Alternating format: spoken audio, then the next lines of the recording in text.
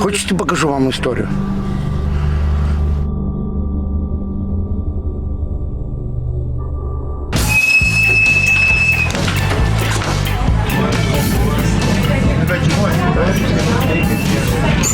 Šiandien eitynės yra skirtos paminėti vietinės rinktinės sušaudymui. Buvo batalionas rinktas tam, kad apginti Lietuvai nuo Rusijos, kovojant Vokietijos gretose.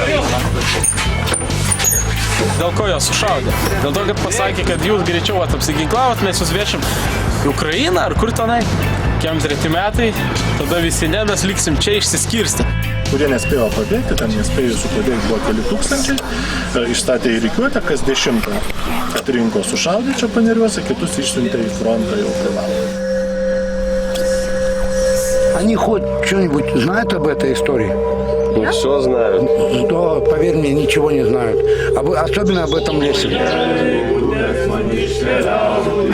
Eitynėse dainuosime 5 dainas, tai Alytė, mažam kambarėlį, Mėnulis tikras tėvas, Они jo сейчас palinko пойду Lietuvą. туда, я бы своим бульдозером, чтобы больше не ходили. Нельзя ходить, мертвых нельзя трогать.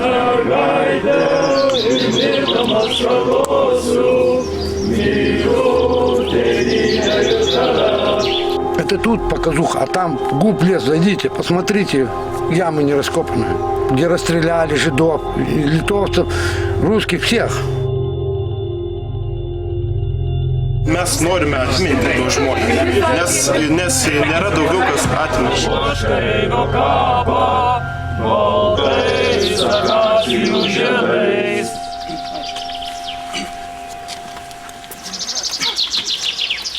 Mūsų sąjungos tikslai yra ugdyti jaunus žmonės, kad jie nepamirštų, kas jie yra. Jie yra lietuviai ir jo kiekvienos dienos darbai gali būti naudingi Lietuvai. Norėjau kažką veikti. Organizacija norėjau kažką vis tiek Lietuvai naudingo padaryti, o nesidėti rankų sudėjęs. Būna, kad žmonės ateina į organizaciją, pradeda vaikščioti po žygius. Ir dabar jau jie per kokius 3 metus tampa kariškiais, į profesinį išeina.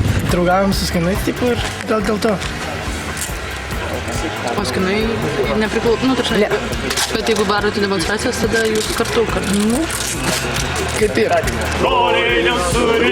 Ne tai, kai mes dabar matom daugumą lietuviškų organizacijų, visiškai ideologiniai srity bala. O čia ateina judėjimas su labai aiškiai, konkrečia idėjom. Nesam nacijai. Būtent mūsų visi lygina, kad mes esam nacijai, nes tokie, jeigu žmonės nepasidomi, tai vadins taip nacijais. Reikia mylėti, saugoti Lietuvą, nes ji mums davė gyvybę, mums davė ateitį, kurią mes patys galim susikurti. Звонкит Марию. Звонкит в Галкуль. Нахуй. O Modestai, jūs mėgstat keliauti? Aš tai labai mėgstu žygiuose dalyvauti.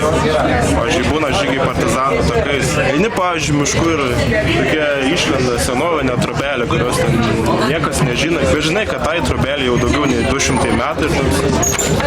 Tas apima didelis džiaugsmas, kai pamatai tokios paveldą Lietuvos. Užsienyje, kur nelabai buvau, tik tai buvau Čekijoje, Lenkijoje, Latvijoje pagrindė. Aš pats labai mėgstu su savo močiute padainuotis lietuviškas daines, kurios niekur nėra užrašytos. Lietuva ne tik tai, Lietuva viskas, kas apima tą meilę tėvynį. Tai ne tik žmonės, ne tik miškai, ne tik, bet viskas, kas susiję.